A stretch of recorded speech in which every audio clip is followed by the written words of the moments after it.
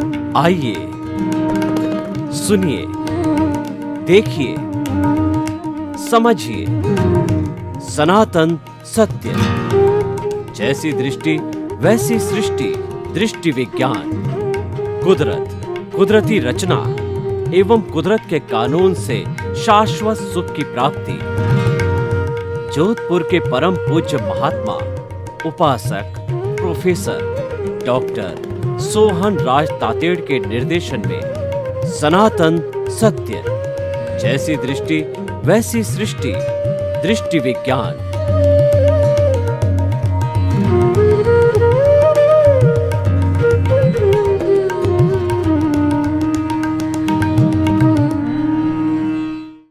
भाइयों और बहनों, मातृशक्ति को नमन।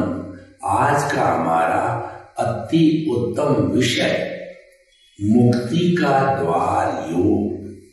मुक्ति का अर्थ होता है अज्ञान की समाप्ति होना, अज्ञान का शून्य होना, वह मुक्ति है। हमारी जो चेतना है उसके साथ में अज्ञान जुड़ा हुआ है और उस अज्ञान को हमने स्वयं ने सर्जित किया है। वह अज्ञान है, हमारी गलत प्ररूपना है, हमारी गलत सोच के कारण, नेगेटिव थिंकिंग के कारण वह अज्ञान खड़ा हुआ। अगर हम उस अज्ञान को विज्ञान के द्वारा समाप्त कर देते हैं तो हम मुक्ति को चले जाते हैं। देखिए कि अज्ञान, ज्ञान और विज्ञान, यानी कि अगर हमारी सोच वह अगर रेगुलर कंटिन्यूअस जो सतत एक सी चलती रहे तो यह ज्ञान विज्ञान में बदल जाता है। और अगर ही हमारी सोच सतत गलत चलती रहे, फाल्स चलती रहे, तो वह ज्ञान अज्ञान के अंदर बदल जाता है। हम इसको और आगे जो है अच्छी तरह से देखेंगे कि किस तरीके से जो है यह ज्ञान अज्ञान में बदलता है, विज्ञान में बदलता है, और विज्ञान का अर्थ ही मुक्ति है। तो इसीलिए मुक्ति का द्वार योग। योग को अर्थ होता है जोड़ना।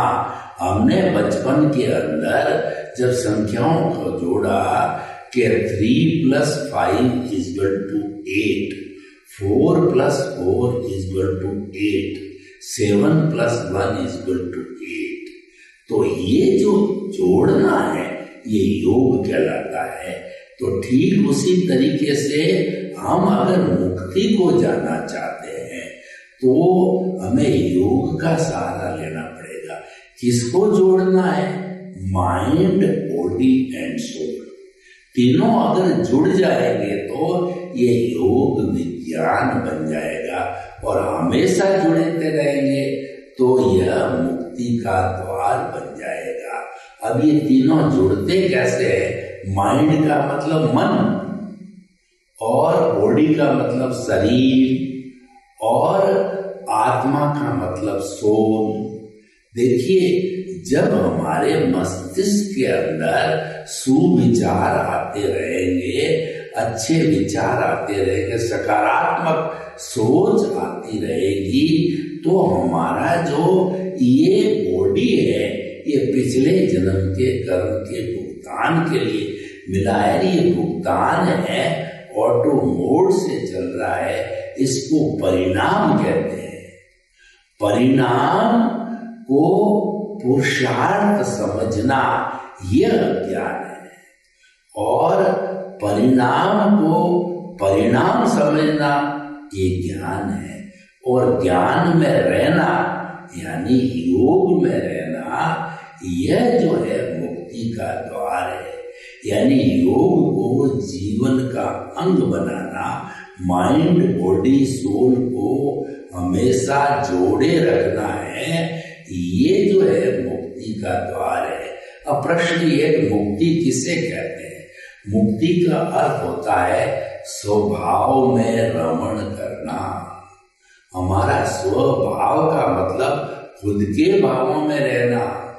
हमारा चेतना का स्वभाव है वो आनंद है, यानी हर क्षण आनंद के अंदर रहना है, यह मुक्ति है। परंतु हर क्षण हमको आनंद में, जब तक ये आत्मा इस शरीर में है, वो आनंद में अज्ञान रहने नहीं देता। मुख्य बात यह है, ये शरीर है, बेचारा स्वस्थ रहना चाहता है, पर बीमारी इसको स्वस्थ रहने नहीं देती। तो ये बीमारी है, वो अज्ञान है। बीमारी को हटा दो तो ये स्वस्थ रहेगा, अज्ञान को हटा दो तो मुक्ति अपने आप मिल जाएगी। तो इसीलिए जो है ये हमारा योग है, वो मुक्ति का द्वार है, बिल्कुल सही है। अब हम देखते हैं कि योग की परिभाषा करते हैं। योग की परिभाषा ये है, चित्तवृत्ति निरोधो योगा। चित्तवृत्ति, चित्त है वो विजुअलाइज करता है, वो वृत्ति जो है आती रहती है उसके अंदर। चित्त है हमारी चेतना की शक्ति है, चेतना है पावर हाउस है, और पावर हाउस से कई दिशाओं के अंदर, कई कॉलोनियों के अंदर जो है वह जो है लाइट जाती है तारों के माध्यम से, पोल्स के माध्यम से जो लाइट जाती है। तो इसीलिए हमारे इस पावर हाउस को, चेतना को अनंत चित्तों वाला कहा जाता है। अनंत चित्तों वाला क्यों है कि अलग अलग दिशाओं के अंदर डिस्ट्रीब्यूट होती है पावर। तो उसी तरीके से ये हमारा चित्त है वो अलग अलग हो जाता है।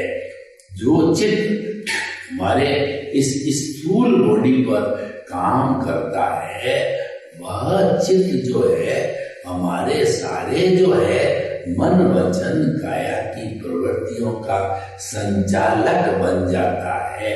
वह चित्त, क्योंकि इनके संचालन में चेतना चाहिए, और वो पावर हाउस से चेतना जो है चित्त को मिलती है, इसलिए विक्षिप्त होता है, वो चेतना होती है। क्योंकि विक्षिप्त होता है वो चित्त होता है, मन नहीं होता है। लेकिन बेचारा मन, क्योंकि हमारे वो संपर्क में, जैसे पोस्टमैन आता है तो पोस्टमैन हमारे को पोस्ट डिलीवर करता है, तो कई बार पोस्ट जो है हमारे 50,000 रुपये मांगने का नोटिस ले आता है।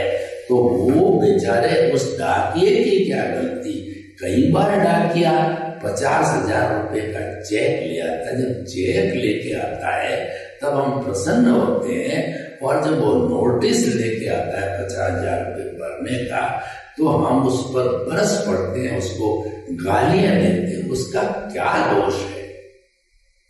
तो बेचारा मन है वो हमारे इस शरीर के साथ जुड़ा हुआ रहता है, लेकिन वह विक्षिप्त नहीं होता है, चित्त विक्षिप्त होता है। चित्त विक्षिप्त क्यों होता है कि हमारी आत्मा के साथ के अंदर अज्ञान जुड़ा हुआ है, जिसको कार्बन शरीर कहते हैं। और इस कार्बन शरीर से प्रतिक्षण उदय और प्रारब्ध के अधीन जो है कर्म छूटते रहते हैं, उदय आता रहता है।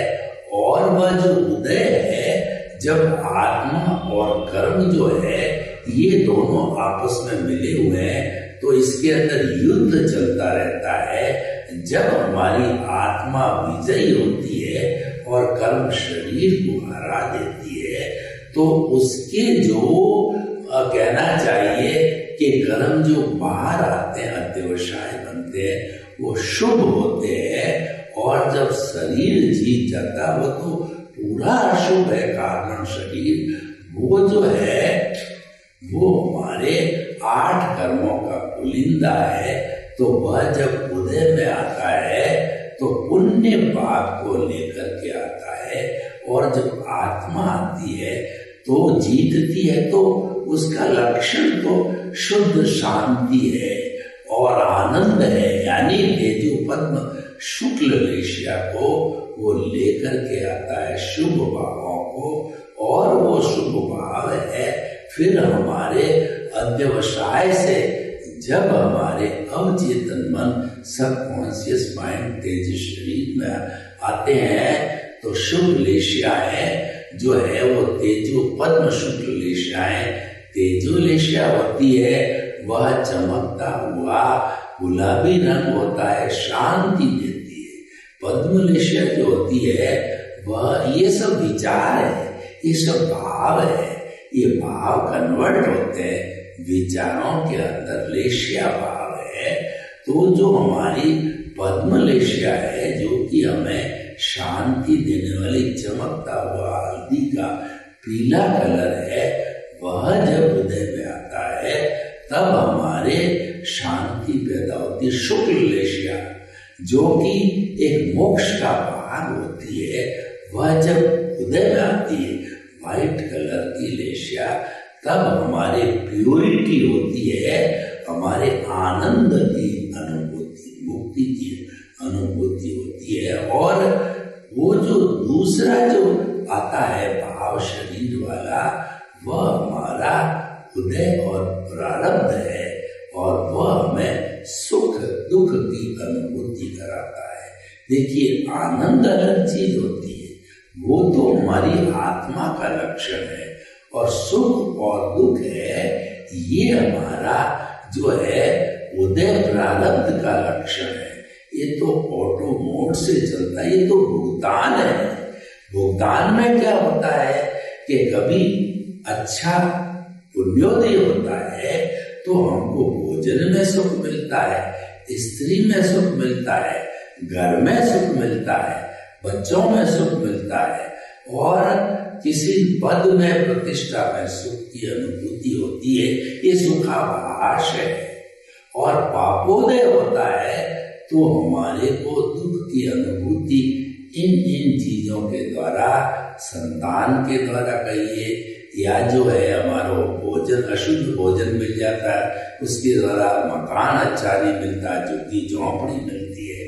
तो ये चीजें, ये दुखाभास है। सुख और दुख काल्पनिक होते हैं, आनंद स्थायी होता है, आत्मा स्थायी है, उसका लक्षण स्थायी है, उसका गुण स्थायी है।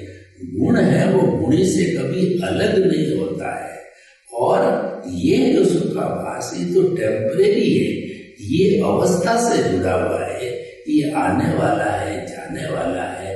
ये सुख और दुख जाने के लिए आया है, ये स्थायी नहीं है। ये तो जा रहा है, सुख जा रहा है, दुख जा रहा है, आयुष्य कर्म का आयु ज्यादा जा रही है, आंखों की ज्योति जा रही है, शरीर कमजोर हो रहा है, क्योंकि ये तो जड़ पदार्थ है, ये तो उदय के अधीन है। इसीलिए हमेशा ध्यान रखो कि जो हमारा उदय है और प्रारब्ध है, उस उदय और प्रारब्ध को ये परिणाम है।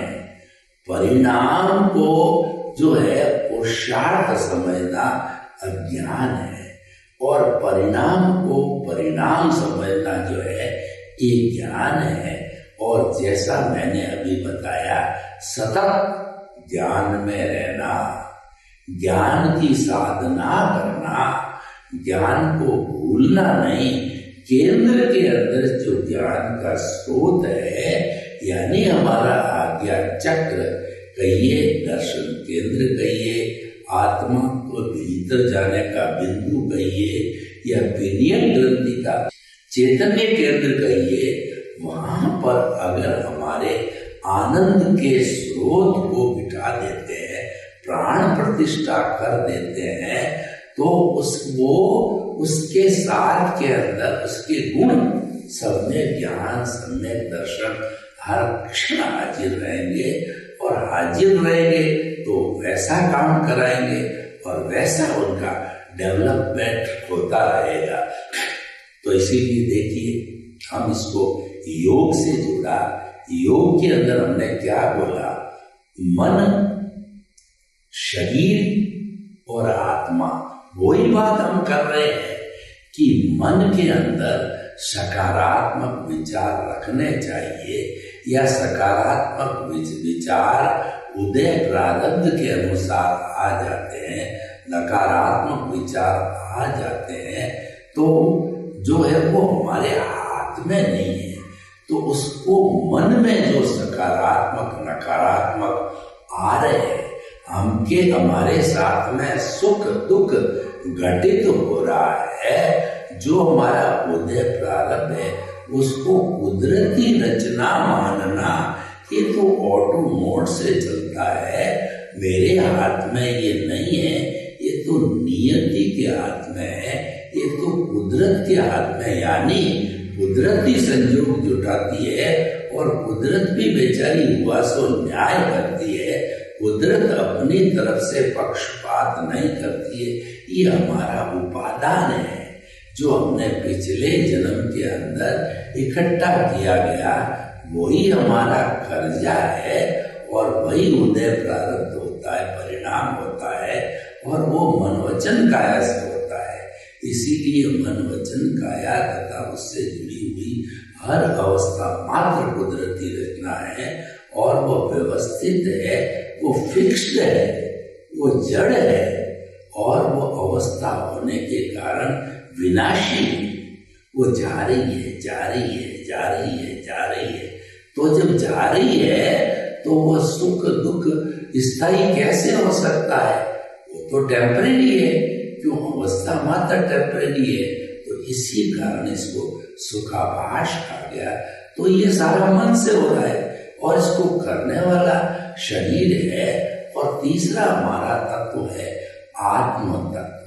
तो आत्म तत्व की ओर मुंह करना, आत्म तत्व को जानना और जो है हरि अनंत, हरि कथा अनंत, उसकी कथा करना, ये सारा जो है शुद्ध योग कहलाता है। और शुद्ध योग के द्वारा क्या होता है, हम चेतन तत्व से केंद्र में चेतन है, एक मेघ हो जाते हैं और उसमें पुरुषार्थ के घटक हमारे साथ बन जाते हैं। केंद्र में तो चेतना है और जहां पर केंद्र होगा तो निश्चित तौर पे परिधि होगी। परिधि बिना केंद्र का अस्तित्व नहीं है और केंद्र के बिना परिधि का अस्तित्व नहीं है। तो हमारे केंद्र के अंदर पद प्रतिष्ठा और जो है हमारा धन दौलत, मकान, घर गृहस्थी, बाल बच्चे सारे के सारे आ जाते हैं। तो वह तो उदय और प्रारब्ध है। जो हमारी कहना चाहिए परिधि है, वह तो उदय और प्रारब्ध है। वो मैकेनिकल मोड से चलता है। तो उस मैकेनिकल मोड से चलने को उसी रूप में मानना, कुदरती रचना मानने के लिए जो है हमें हमारे पुरुषार्थ के सहयोगी जो है वो है निमित्त निर्दोष अकर्ता और शुद्ध आत्मा। देखिए कि जो अज्ञान है वह है मिथ्या ज्ञान, मिथ्या दर्शन और मोहनीय कर्म। सबसे पहले मोहनीय कर्म जो है वो राजा है, मोहनीय कर्म सेनापति है। सबसे पहले इसको जीतना होता है, क्योंकि कर्मों का बंधन कराने वाला यही है मोह। जो हमारे क्रोध, अहंकार, माया, लोभ है, वो मोहनीय कर्म का संसार है। तो सबसे पहले हमें इस पर अंकुश लगाना है। तो अंकुश लगाने के लिए जो है हमें जो सहारा लेना पड़ता है वो नो ऑनरशिप नो डूअरशिप। इसका मतलब हम तो जो है हमारा जितना भी ये उदय प्रारब्ध चल रहा है उसकी मालिक तो कुदरत है।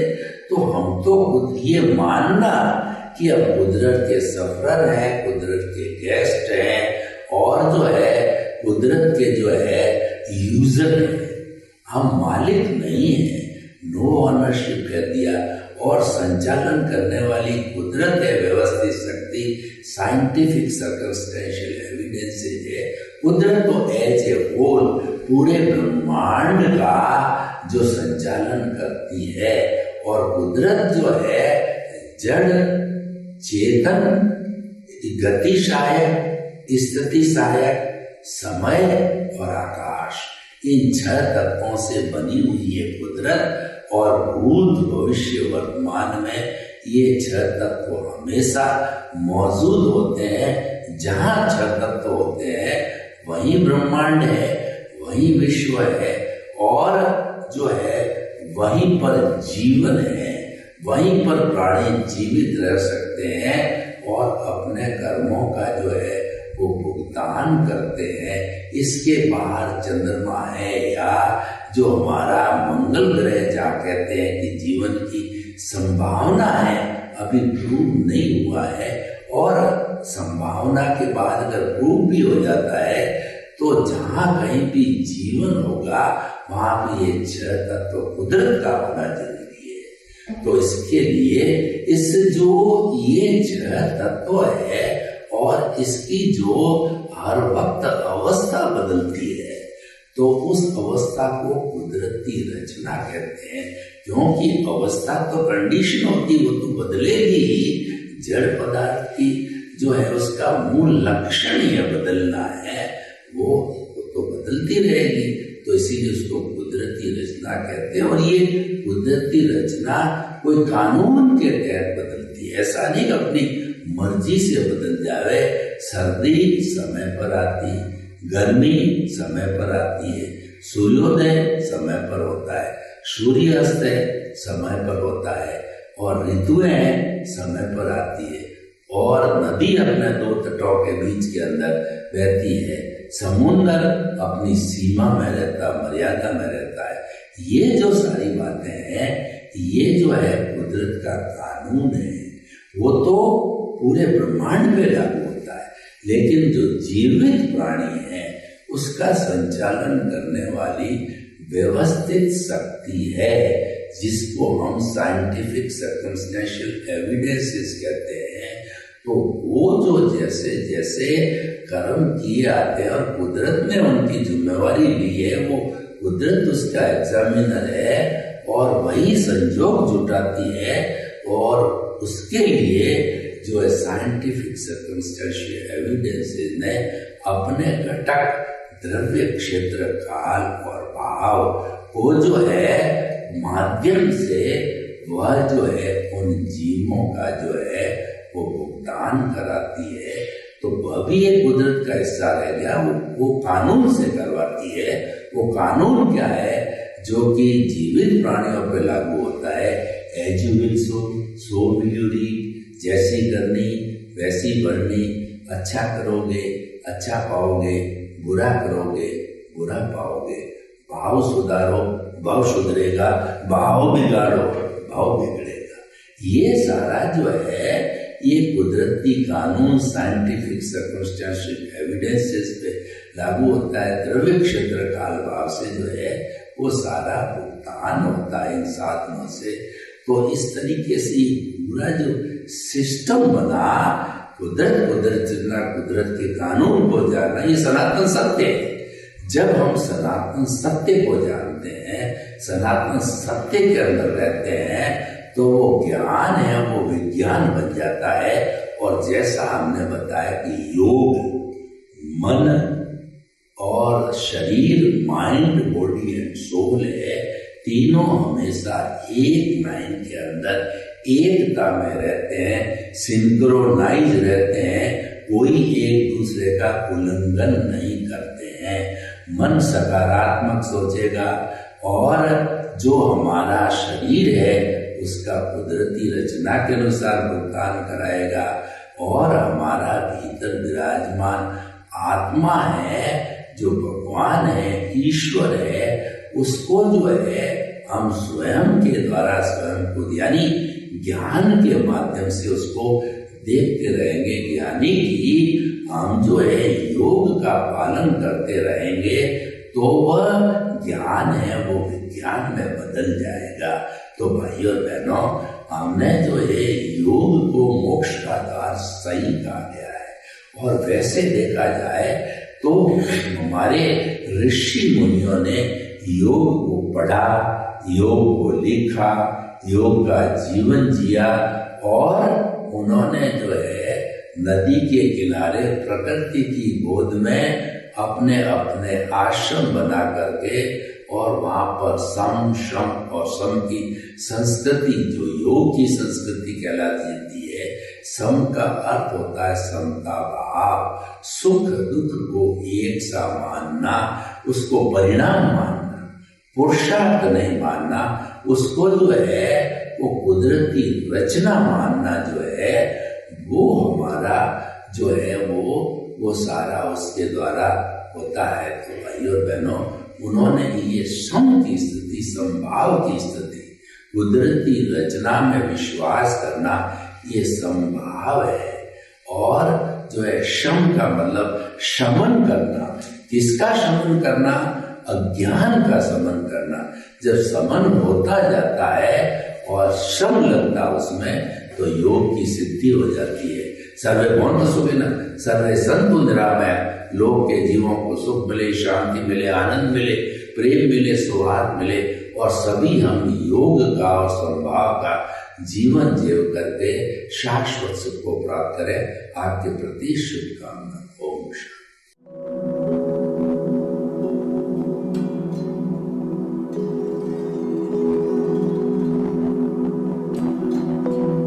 एक ऐसा अंतर्राष्ट्रीय ख्याति प्राप्त मानव जो गुरु प्रेरणा से पिछले 20 वर्षों से वानप्रस्थ जीवन जीते हुए 24 घंटे मानवता की सेवा में संलग्न है। एक ऐसा मानव जो अभी राष्ट्रीय, अंतर्राष्ट्रीय टीवी चैनलों पर 7,500 एपिसोड के माध्यम से सनातन सत्य, आत्मविज्ञान एवं पुनरुत्थान, व्यवहार एवं निश्चय जगत के जीवनोपयोगी विषयों पर हृदय स्पर्शी प्रवचन कर चुका है।